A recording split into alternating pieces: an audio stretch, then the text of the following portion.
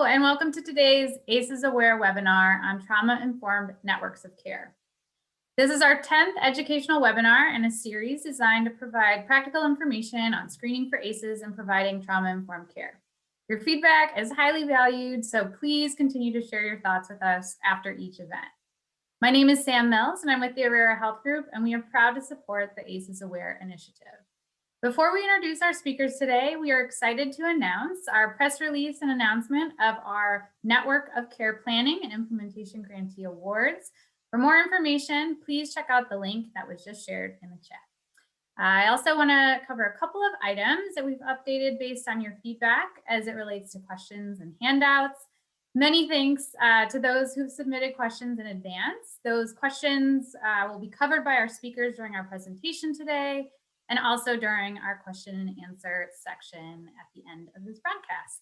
Attendees and the chat function are muted, but please submit any questions via the QA icon at the bottom of the screen. Our ACEs Aware team will respond to you directly, and we'll also be sharing resources in the chat.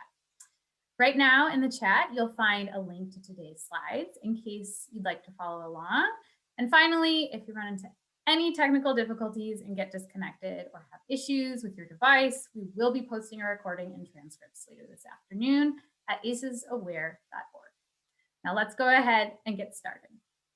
The mission of ACEs Aware is to change and save lives by helping providers understand the importance of screening for adverse childhood experiences, and by training providers to respond with evidence-based interventions and trauma-informed care to mitigate the health impacts of toxic stress. Today, we'll hear from 4 speakers with a lot of knowledge in establishing a trauma-informed network of care. First, we'll hear from Dr. Shannon Thyne, Director of Pediatrics at Los Angeles County Department of Human Health Services.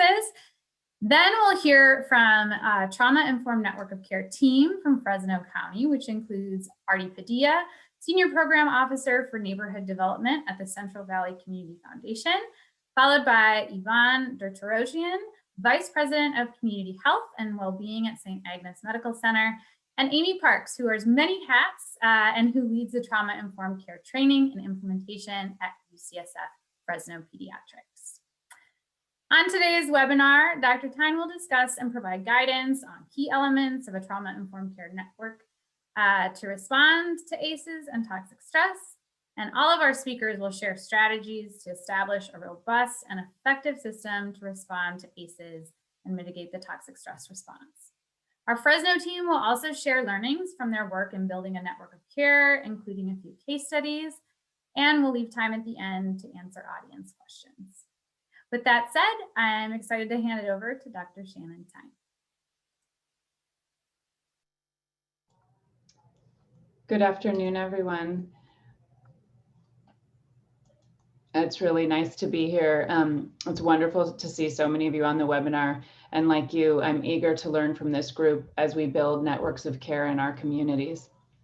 Most of you are familiar with ACEs Aware, but I thought I'd start with a little bit of background. ACEs Aware has the goal of reducing ACEs and toxic stress by half in 1 generation. This is an ambitious goal, but one that is so important for us to work toward. Our children and families deserve this. To help get us there, ACEs Aware is focused on 3 areas. The first is raising awareness of screening and response, and many of you are already doing this. The second is implementing practice change to incorporate the screening and response into our medical visits.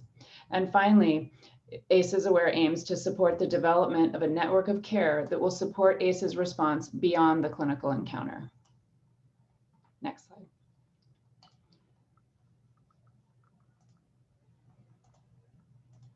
So let's start at the beginning with a little refresher. ACEs, or adverse childhood experiences, refer to events that may have occurred before an individual's 18th birthday, and these are events that may affect their current health and future health. ACEs fall into 3 categories: abuse, which can be physical, emotional, or sexual; neglect, which can be physical or emotional; and household challenges, such as growing up with household incarceration, exposure to mental illness or substance dependence, parental separation or divorce, or intimate partner violence. It is important to remember that this is not an exhaustive list. There may be other traumatic events or toxic stress experienced in childhood, such as losing a sibling, a car accident, or in another significant event that has the potential to impact health. So what happens when we experience toxic stress, such as those described in the ACEs screen? Well, what we know about stress is that prolonged activation of the stress response can disrupt brain development and increase the risk for stress-related disease. Toxic stress is not good, but not all stress is bad. And we experience stress in different ways, adapting as we grow up. Some of these adaptations are healthy and some are not so healthy. The physiologic stress response can be described as positive stress, tolerable stress, and toxic stress. Positive stress is a brief activation of the stress response with things that we all experience: increased heart rate, blood pressure, and hormone levels when we have a stressful situation upon us. For those in supportive environments, positive stress can be managed, helping a kid make it through the first day at a new school or giving a speech at a high school graduation. Many people experience and tolerate these really well. These positive responses are cultivated through buffering effects of caring adults or other interventions that allow children and adults to reestablish homeostasis or balance and recover from the activation of the stress response. Tolerable stress is a time-limited stress response that results from short-term activation of the stress response, but it lasts a little bit longer. It includes things like a big move or death of a family member. And again, those with well-established buffering supports are able to regain balance. Toxic stress is the constant activation of the stress response in the absence of caring, stable relationships, especially during sensitive periods of early development. This prolonged activation can be toxic to brain architecture and other developing organ systems. And this activation can also lead to long-term changes in the brain and body. Without buffering and nurturing strategies, the stress response doesn't turn itself off normally, and this can contribute to long-term health consequences. We can't change everything about the environment experienced before a child's 18th birthday, but the ACEs Aware approach aims to help provide tools to medical providers, families, and communities so that we can work together to buffer the stressful experiences that will occur for everyone. As we consider building a trauma-informed network of care, our goal is to help minimize the response to toxic stress, and a trauma-informed network of care can help. So what is a trauma-informed network of care? It's okay if you have to ask this question. At some point, most all of us have, and that may be partly why you're here. It's probably what you would generally assume it to be, but it also has some specifics, and I think these specifics are key. A trauma-informed network of care is a collective. It's a group of interdisciplinary health, education, and human service providers who partner with community members and community organizations to support children, adults, and families in responding to adversity. The network provides evidence-based buffering and resources to prevent, treat, and heal the harm caused by toxic stress. Engaging in and building a trauma-informed network of care is not the same as being trauma-informed. It is important to be trauma-informed, but building a trauma-informed network of care is an active process of bringing together a team to support healing. Next slide. As we build a network of care, there are some important buffering responses to consider, including the 7 pillars set forth by ACEs Aware include supportive relationships with caregivers and children and other family members, as well as peers, high quality and sufficient sleep, which as a pediatrician, I would tell you, I would put at the very top of everything. Balanced nutrition, regular physical activity, mindfulness and meditation, access to nature, which is one of our newest additions, and mental health care, which includes psychotherapy or psychiatric care and substance use disorder treatment when it's needed. So with all of this in mind, where do we begin? It can seem overwhelming. Many people are reluctant to screen because they feel they have nowhere to turn. I get it, it's scary. But not asking about childhood adversity does not mean that it's not happening. I tell this to team members every day. I tell this to people considering whether or not to screen, it is so important to remember that just because you don't ask something doesn't mean it isn't happening. But there's a balance. We need to screen, but we also need to be able to address what we learn. I often use this example to help people understand my position on ACEs screening and response. And mind you, I'm a doctor, so this is a doctor reference. But providing screening without a framework for response is like offering a mammogram without having access to a surgeon when one is needed. We have to have both.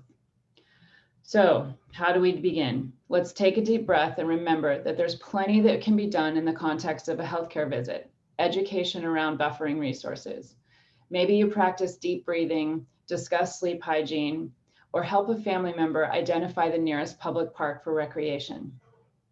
One of my colleagues uses the mindful minute at the start of every visit, and she models centering and calm to her patients.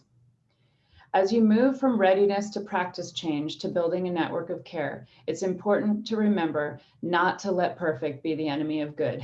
So again, let's take a deep breath and jump into the pond. But don't do this without a framework. And here's where we can provide some tools to make the pond water a little less murky. First, there are some great resources to check out, including the recently released Surgeon General's report that includes information around cross-sector collaboration. It describes how coordination requires shared language, shared metrics, role clarity, and clear lines of accountability. It's also a great resource on the science of toxic stress and how different sectors can play roles in addressing toxic stress. And finally, it outlines prevention strategies using case studies and examples, which is really important as we move into the real world. Another great resource is the ACEs Aware Network of Care Roadmap.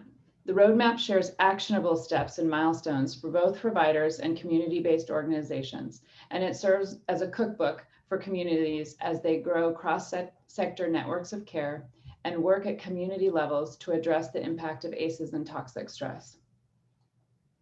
As I move to the next part of my presentation, I want to give a little detail on how the team that I work with has embarked on this journey, and then I will introduce colleagues who are doing the same.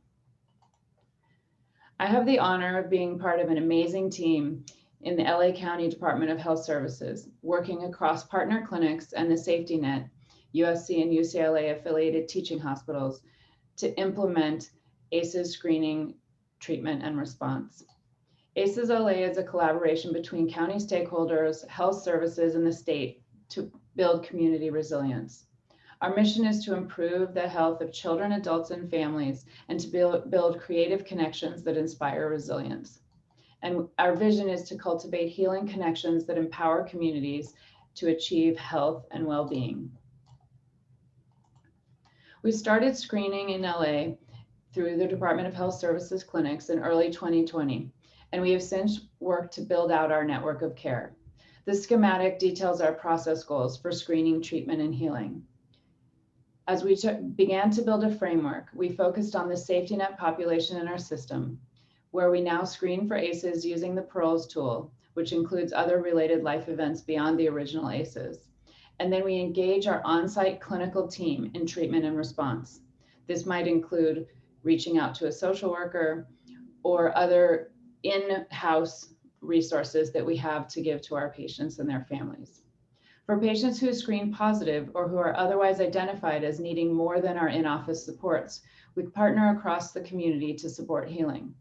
When this goes well, we have multi-directional feedback between the patient and family and those providing support. In our network of care, we developed what we call the 4 C's, the 4 elements that build our network and help pull it together. These include our clinicians, connectors, conveners, and community. I'll explain those in a moment, but I think a really key part of this is the community navigators who are patient and community facing, who serve as the glue and help our children and families connect with the services they need. So back to the 4 C's. We start with the clinicians in the primary care visit. This is where the screening and treatment start. Connectors help us to get children and families to the support they need. Our major connector is the One Degree platform. I think of One Degree as a Yelp for healthcare and social supports. It's an open access IT platform where we can have a family, where a provider can work with a family to identify virtual or geographically convenient resources in their area of need. In this system, we then allow the patients and families to connect via this portal and then bidirectionally communicate back between the provider and the system. I recently identified a specialized childcare program close to home for one of my patients who was having tantrums and could benefit from a pandemic safe intervention program. There are many community resources that can be accessed through these connector portals.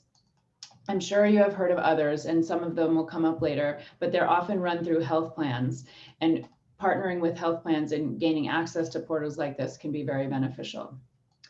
Next, we have our conveners who help us connect and support community organizations. In our network, these include First Five, some early adopter clinics, and a few high-functioning community programs.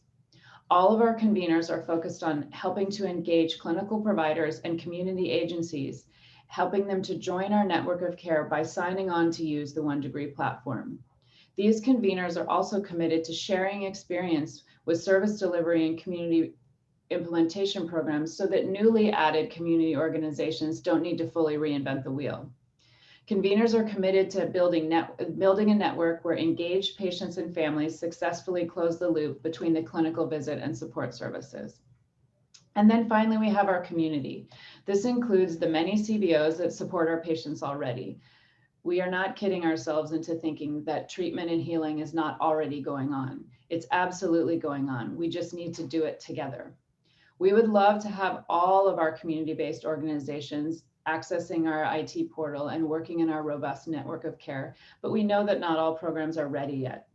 Our community navigators, patients, and conveners are working with One Degree to support bringing many of our CBOs into the network through participation in the platform and through other team building activities. You'll hear more about this when the next presenters take the stage.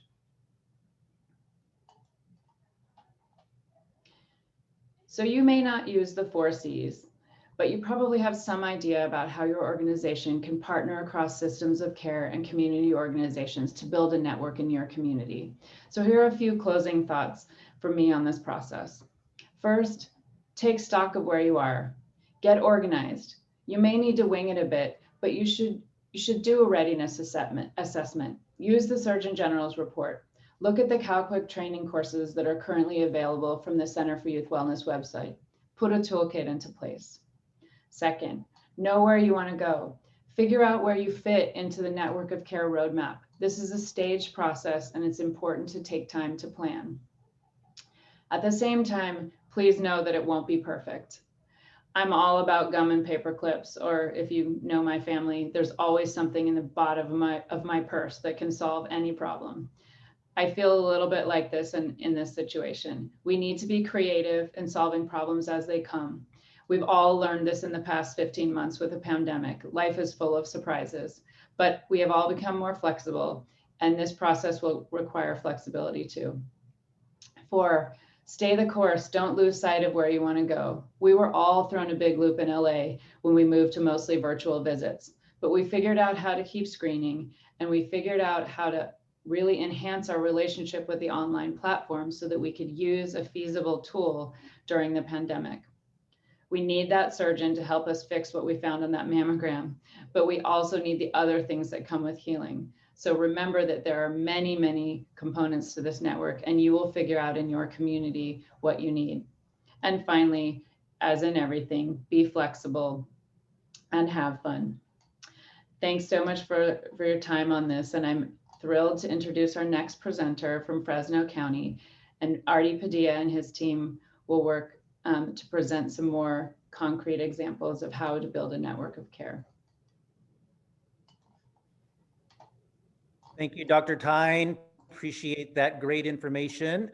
Yeah, so my colleagues in Fresno and I are going to be sharing a little bit about where we're at with the network of care.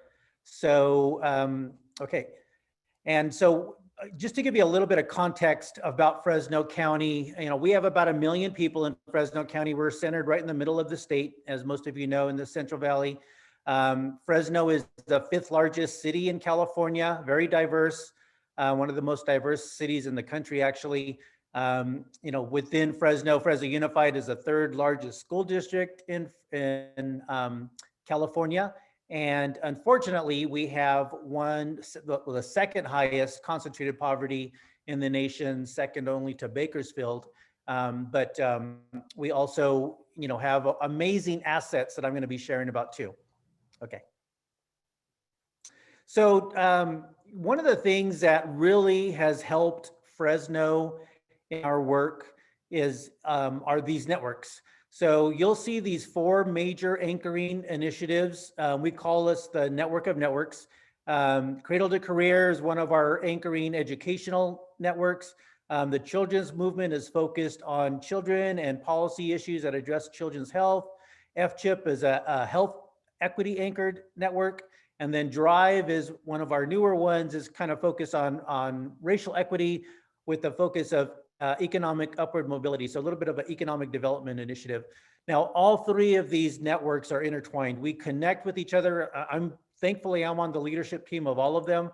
So we are constantly communicating because we see all of our work as holistically serving our city. We know that a person isn't just about the economy or just about the kids or just about their job or just about their home.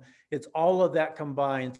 So we're looking at things holistically with equity and inclusion at the center. As you see from that graph, we're also anchored in being trauma informed over time. We're on the front end of that, and also focus on transformative community engagement. And what that means is we are constantly wanting to connect with the community, the very community that we serve ourselves, as Dr. Thyne was briefly mentioning in her talk as well. Okay, so within FCHIP, that one of those 4 initiatives sprouted out 3 years ago, our Fresno County Trauma and Resilience Network. This is something that I helped create, because after reading the ACEs study, and doing work for about 15 years in our neighborhoods of Fresno, I saw the manifestations of trauma. Reading that study, things started to become clearer for me, and the beginning phase of me continuing to be more educated about the impact of toxic stress, trauma, especially when you're a child and how that affects you growing up. So I started collecting folks together, other CBO leaders, colleagues, and we just started having conversations about the ACEs study, learning what are you reading, what are you learning. That has grown over the last 3.5 years. We have been putting on little mini conferences and just to try to educate other CBOs, other institutional organizational staff, city staff, county staff, our residents. And we have gotten to the place where you see some of these bullet points of kind of where we're at with some of our folks engaged. This has been a slow work. It takes a lot of bridge builders to bring in folks because we're all busy, right? But we all had a heart to start seeing a change in our community, and how can we adapt our practices, our programs out in the neighborhoods to be more resilient focused to address the toxic stress that's going on in the community. Okay. So this kind of gives you, this is a work in progress. This is not in cement. So probably never will be. You look at the top of this chart and you see our FCHIP leadership team. As I mentioned earlier, our network falls under the umbrella of FCHIP. We have our network of care leadership committee that we're actually developing that right now. We really started shifting a little bit to this network of care focus after last year when the Surgeon General started mentioning this. And it was a natural transition for our trauma and resilience network to take that next step into a network of care network. So we're looking at those 7 focus areas, and I mean that we could be adding more to that or adapting some of these, but you will see on the bottom, the trauma and resilience network, all of these folks that make up our our think tank will feed into these 7 areas. And if it becomes 8 or 9, it'll always feed into that. And then those leaders of those subgroups become that network of care leadership committee. And then that feeds into our FCHIP leadership team. So we are looking at how to make this structure almost like a governance in a sense, so that we have some fluidity in how things work. But as I said, we're very much on the front end of this, and there's a lot of work to do in that. So that gives you a little bit of just initial context of where we're at in Fresno. I will say that when Dr. Thyne mentioned the connectors, the conveners, the community, those were already embedded in our network of networks. So it was easy for us to kind of build off of that and start to work on our network of care. So we're really blessed in that area. And I know in some of the questions that we had gotten earlier on that we're going to be addressing, I'll probably chime in on some of that in more detail later on. But I'd love to hand it off to my colleague, Dr. Terosian from St. Agnes, and to give a little bit more context from her perspective in the health world.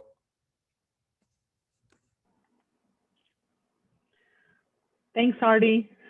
So good afternoon, everybody. I'm Yvonne Terosian. I'm Vice President for Community Health and Wellbeing here at St. Agnes Medical Center in Fresno.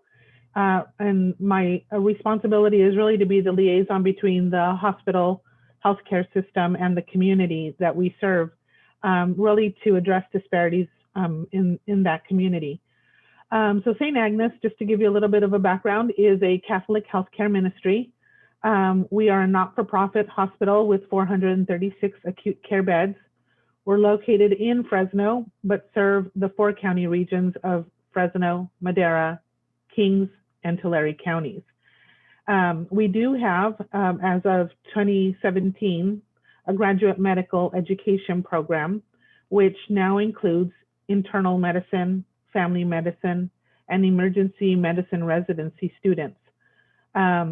We use these residency programs really to prototype a lot of the programs that we want to get started, one of them being the ACEs Aware work that we just engaged in last year. So to just agree with Dr. Thyne in that don't let the perfection be get in the way of moving forward. We have started to build on this network of care. Okay, next slide. One of the things that I do want to emphasize is that you start from where you are. We have been building upon a process that started a few years ago before we engaged in the ACEs work. And so the case study that I'll present to you today will show a pre and post of when we were involved in the ACEs Aware work. So today I wanted to share a case of one of our clients who was referred to our health hub. Our health hub is managed through the Community Health and Wellbeing.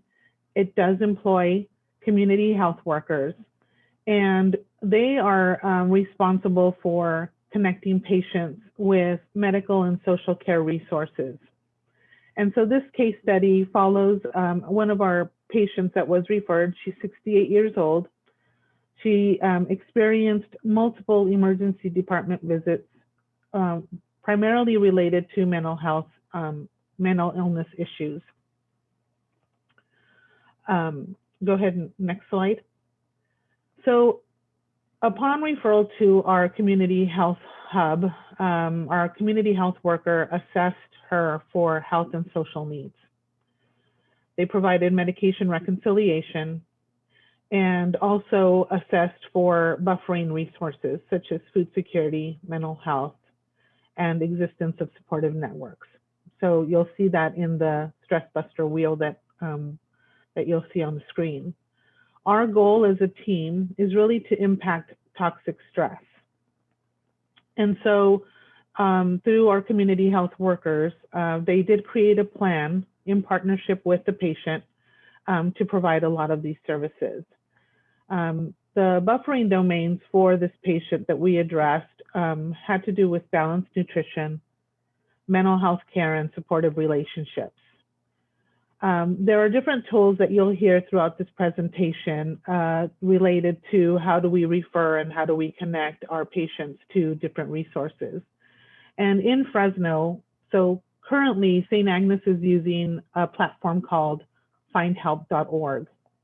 That helps us expand our reach into the community through this platform. But one of the things that you want to keep in mind is that there are other platforms, and one of the other platforms that we'll be using also within our Central Valley is Unite Us, and both platforms are bidirectional, so that when we are providing referrals out to community-based organizations, we get feedback from them to close the loop on those linkages. The platforms can be used from the provider's office and or through community health workers, which is what we're doing here at St. Agnes Medical Center. So what typically happens is a patient is assessed for social determinants of health. This is pre-ACEs work, social determinants of health. And then the provider looks at that assessment and refers it over to the hub. We're now beginning to incorporate ACEs screenings, and we'll incorporate those in the platforms that we're using as well. So that's a work in progress. And to Artie's point, we just keep developing and building upon what we're doing right now. So what you'll see in the next slide is that the successful linkages that we did perform for this patient. We were able to connect her to behavioral health resources, a neurologist, a cardiologist. We were able to connect her to primary care, a dentist, vision care. And we were able to, through medication assessments and advocacy from our community health worker, really regulate her medications and connect her to pharmacies that could deliver to her home and were part of the Medi-Cal system. We were also able to connect our patient with resources such as housing, food stamps. We're working on connecting her to her family. We were able to get her patient, her pet certified as a support companion, so that when we connected her to housing and her permanent senior apartment, they were able to accept her pet in that process. So you'll see that a lot of the linkages made on behalf of the patient really address the patient's physiological manifestations of toxic stress through the health connections. And also we were able to provide buffering interventions against toxic stress through the social connections. One of the things that I do want to emphasize regarding providing these linkages, and notice that I'm not calling them referrals, because it's more than just providing the patients with a number to call. We really do want to walk side by side with the patient and provide them linkages, a warm handoff to community-based organizations, social resources, and their medical providers, so that when the patient goes to their appointments, the community-based organization or any of the resources that we're connecting them to already know A, her history, B, some of the struggles that she's experiencing, and know that she is a patient that we want to handle with care. So when we're providing these linkages, it's not enough to work with a platform that provides closed loop, and you'll hear that a lot. Closed loop would mean that as we refer them, the referred agency tells us, yes, we received the referral. That's not enough. We want to make sure that all of these linkages are successful and match the patient's needs. So we want to make sure that not only did they receive the referral, but that a call was made and that an appointment was kept and that services were provided. So that's from the community-based organizations. We also want to make sure that we're providing ongoing coordination and navigation with the patient, and that we're connecting back with the patient to say, were those referrals, did you get what you needed from them? Do you feel like those are the services that helped you. And I'll tell you that when we first started working with this patient, and you saw that we connected her with a permanent senior apartment, the patient was referred to several room and boards before we got her to senior apartment living. And had we not connected back with her, we would never have known that the first room and board that we connected her to really wasn't providing the services that she needed. So then we were able to provide her to another room and board and continue to work with the patient in order for us to be able to provide her with a permanent housing opportunity. So really, when we're looking at all of these linkages, we want to make sure that they are successful and appropriate matches for all of our patients. And so you'll see that she is getting ready to connect with her family in March, and she has not visited the emergency room for over a year, which for her is a huge success because she has built trust with her medical provider, and she's built trust with some of the other social services that we've been able to connect her with. I will now turn it over to Dr. Amy Parks so that she can talk to you a little bit about what is happening in her organization. Thank you.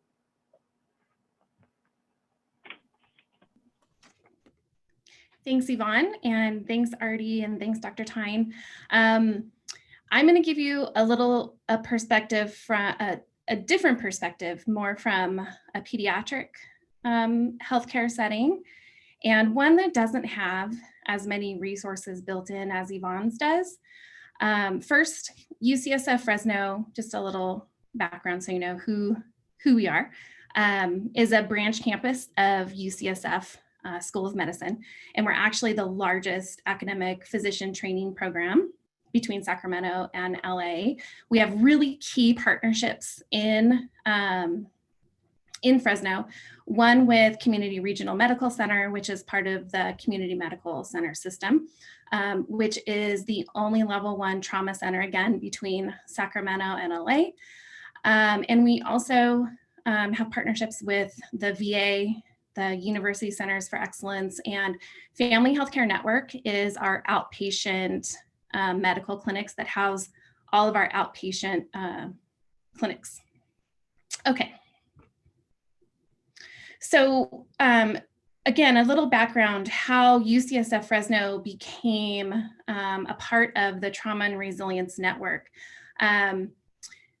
One, I became a part of it because I needed to help our providers, our medical providers, find the community resources in Fresno for their patients. I also helped to train our medical providers on how to access those community resources and how to collaborate with our CBOs. This has become, I'll say this again in a minute, but it's become really important during COVID to have this partnership and this relationship with this network. Okay. Okay, so first, I think it's important to just note our clinic has gone through a lot of changes, not unlike many clinics throughout the state.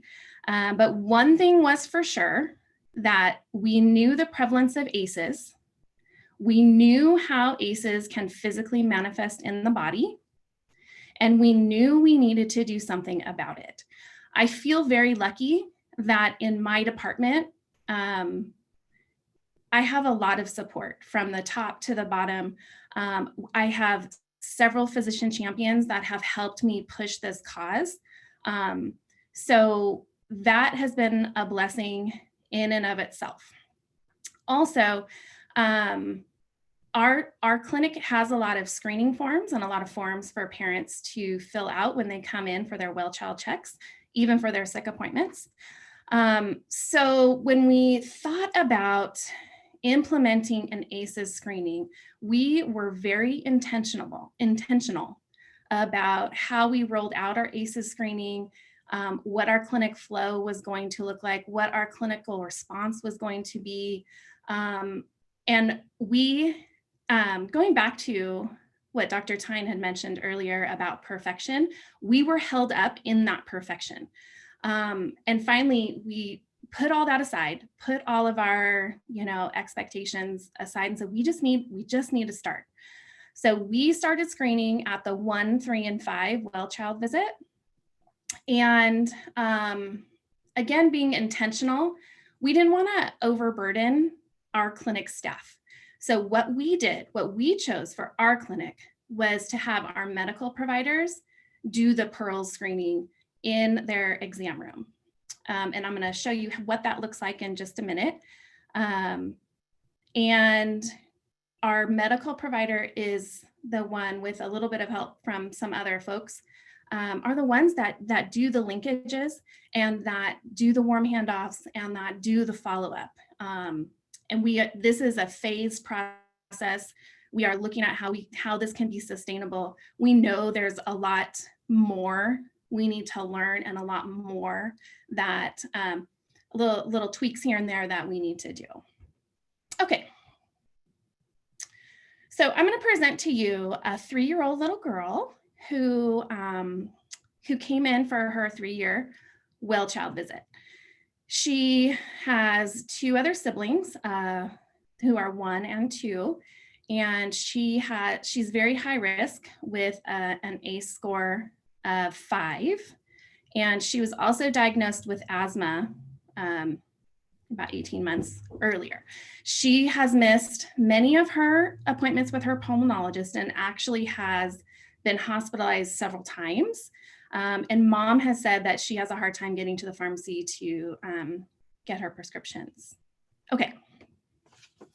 So the first 2 steps in this clinic visit probably aren't, any different from any other clinic, primary care clinic. So they check in for their appointment, they get their forms, they fill them out, the MA brings them back. So when the PCP enters, when our physician enters and does the history and physical, reviews the screens, this is where our provider at the 1, 3, or 5 gives the pearls screen. And then once it's complete, the physician goes over it, and this is an opportunity. Okay. This is an opportunity, next slide,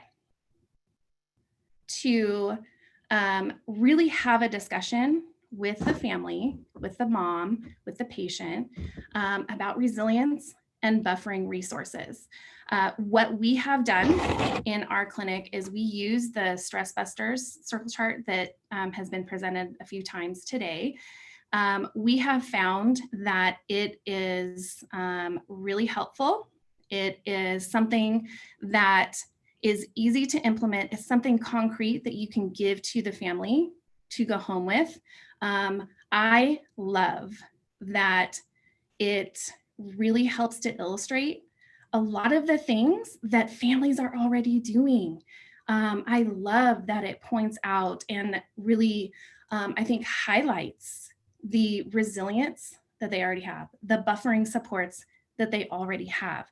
And for me, I look at it as this is the hope that we give our families when they're faced with their ACE score and thinking, oh my gosh, what does this mean?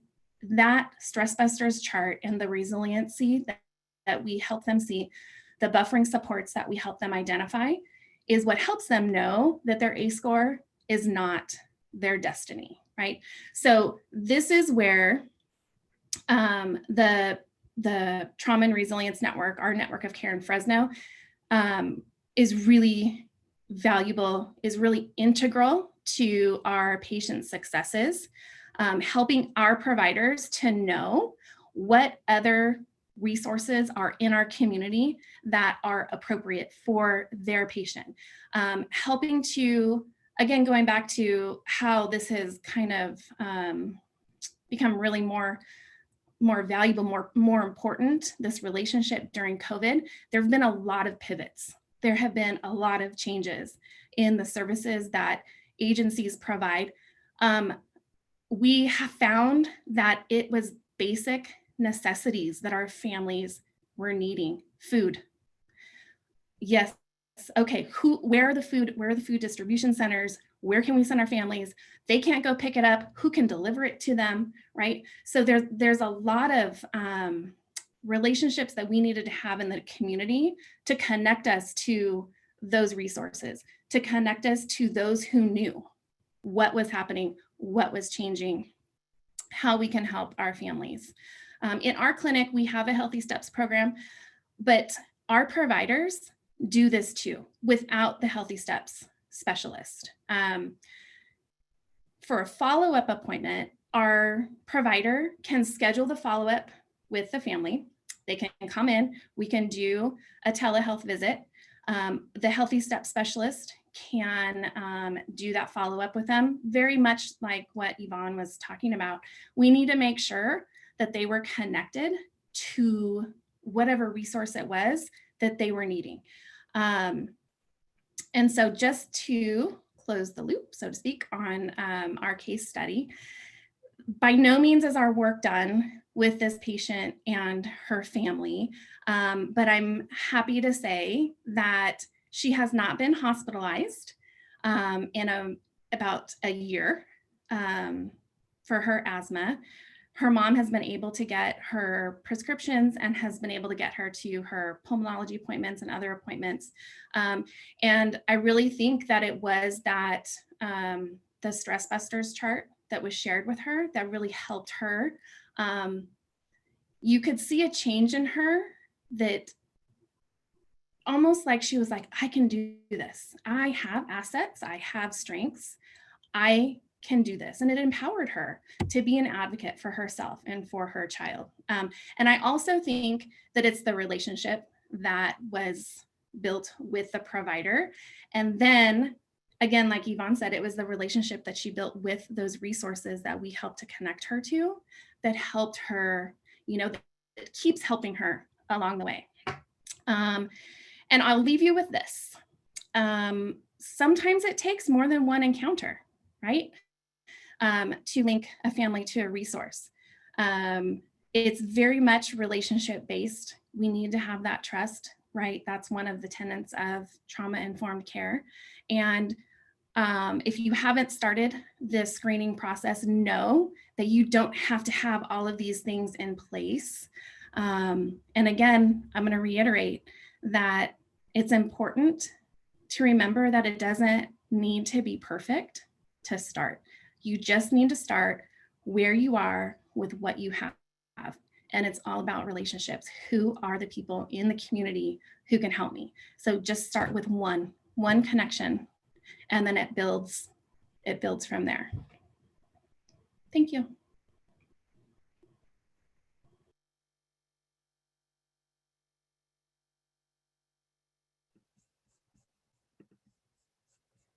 And I believe this is a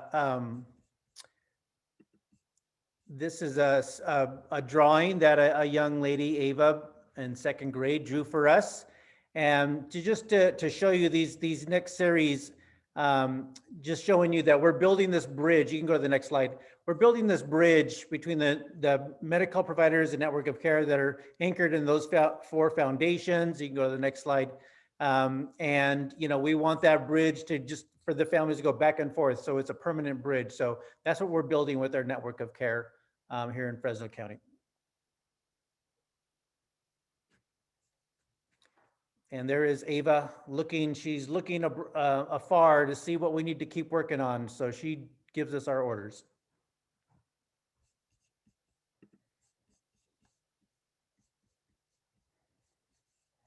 All right. Q&A time. All right. So thank you, Artie, Yvonne, Amy, and Dr. Thyne for kicking us off. Also, many thanks to Ava for her artwork as well. Now we'll try to get to as many questions as we can today. As always, please feel free to email info@acesaware.org if we don't get to your question. First, we'll get started with some questions submitted by audience members at registration. Our first question is from Connie, and she asks, how do we partner with the county from the provider perspective? Let's go to Dr. Thyne for this question. I think I understand the question. So how do we partner with the county from the provider perspective? If you work in a county organization, where I would start is by having some facility with the roadmap and the toolkit, and have something concrete to present to the leadership in your county for how you think you could start on this journey. That would be kind of having the bigger picture vision. But I also think it would be important to think about what you could do, even if it wasn't a broad county system program, and what you could do in an individual practice to serve as a foundational exploration of this journey, and go from there. So I sometimes people say, oh, well, the higher ups or the larger entity won't let us do that. And I just hope that people won't make that a barrier to starting small and using that as a demonstration for what could happen next. Thank you, Dr. Thyne.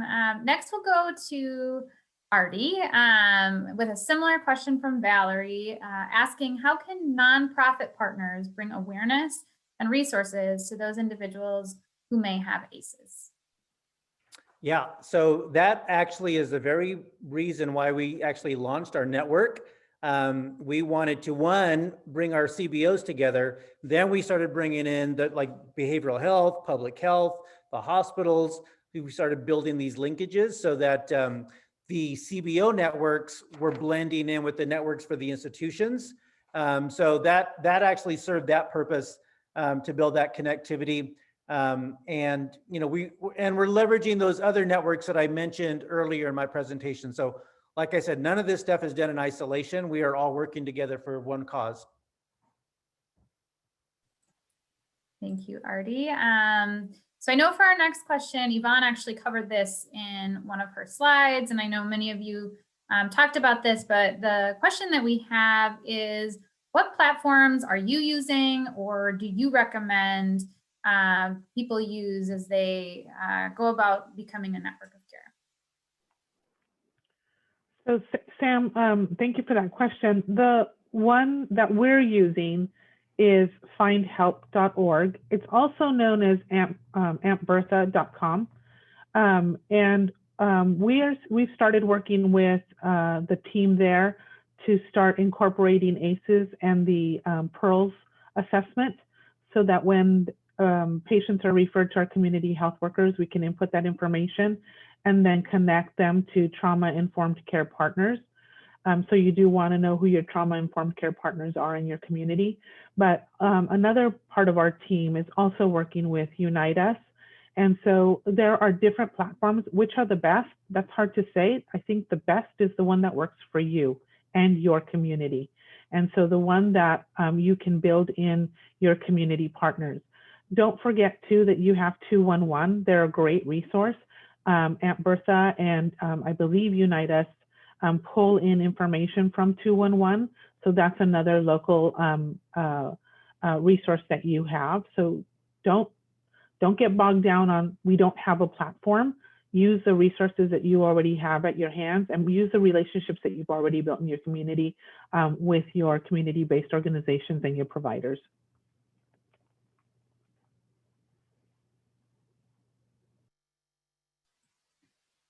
Great. Anyone else? Dr. Thyne, did you want to chime in on that one? Just again, to reiterate for like the 20th time, don't let perfect be the enemy of good here. We have seen places where people are arguing about which platform to use. I don't think there's any one that's perfect. And I think 211 is a great suggestion, but because it's ubiquitous, but I also think just pick one, because whatever you pick is not going to be perfect, but neither is the other one. And just start using a resource and get familiar with it, and whatever you build up within your system will become better because you're participating in it.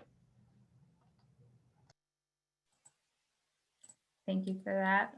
Good reminder for everyone. Our next question is for both Amy and Yvonne, and is from Swati, asking, what resources do you need or do you recommend having in place at a primary care setting to follow up once an ACE screening is positive? So I'll reiterate again, like Dr. Thyne for the 20th time, that I I really believe in the Stress Busters chart. I think that if you can only have one resource, that would be it. You can use that before you screen, you can use it after you screen. 211 is an amazing resource also. And just to let you know, before I was a part of this network of care, it was like flying blind. So it was trying to find the resources for our patients. So it really started with identifying one resource, right? So initially it was, we have one agency who I call like our early intervention hub here in Fresno County. And so I would go to them all the time. And then that kind of led me to other resources. 211 is always one I use. And then now there really are a lot of resources on ACEs Aware on the website that are downloadable, easy to access. So just to keep it simple, I would start there and then expand out as your patients need.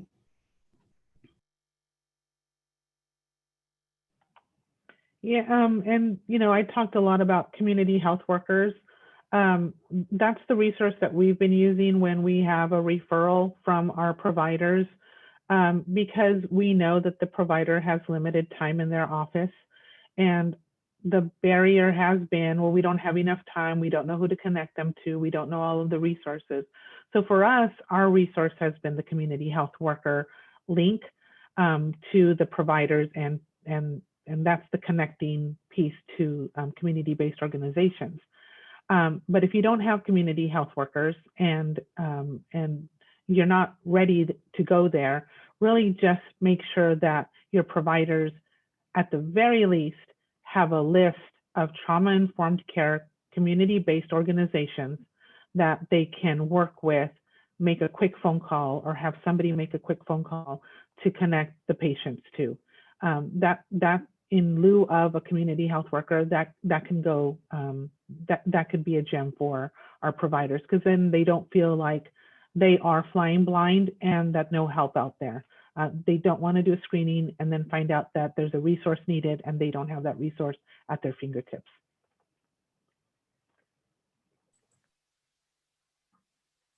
Wonderful. Well, that does wrap up our Q&A portion. Thank you to our audience members who submitted questions. And thank you to all of our incredible speakers today for sharing their time and expertise. As we start to wrap up today, I do want to highlight and encourage attendees to take the free Becoming ACEs Aware training that covers the science of ACEs and toxic stress, how to screen for ACEs, and how to inform. We'd also encourage providers to submit their attestation after completing the training and to sign up and be part of the ACEs Aware provider directory. More information, links to our training site, attestation form, and the provider directory are all available at acesaware.org. We've covered a lot of great resources today, but I also want to remind and encourage you to check out our resource page at acesaware.org. It covers a wide range of topics, including screening and clinical response, resilience building interventions, and much more. We'll continue using your feedback to inform and plan future webinar topics. So please be sure to complete the webinar evaluation you'll receive later today in your email inbox. As we end today's webinar, I want to thank our great speakers for generously sharing their expertise, time, and experience with us. Also, I want to thank all of you for attending and providing great feedback to help generate the content of these webinars. Recording of this webinar will be available and emailed to all attendees and posted on the ACEs Aware website later today. Please be sure to check it out and please share with any colleagues or others in your network who may be interested. Thank you again and take good care.